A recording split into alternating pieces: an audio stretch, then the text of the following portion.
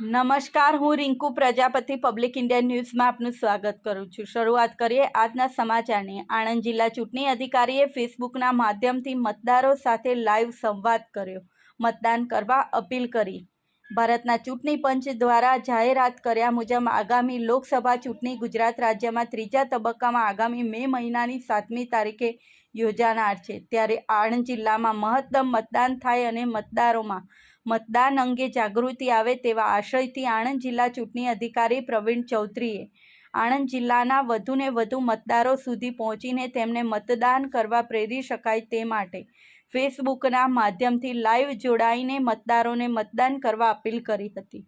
તેમણે પ્રથમવાર મતદાન કરવા યુવા મતદારોની સાથે ખાસ કરીને ગ્રામ્ય વિસ્તારોમાં મહિલા મતદારોને સમય કાઢીને મતદાન કરવા માટે વિનંતી કરી હતી।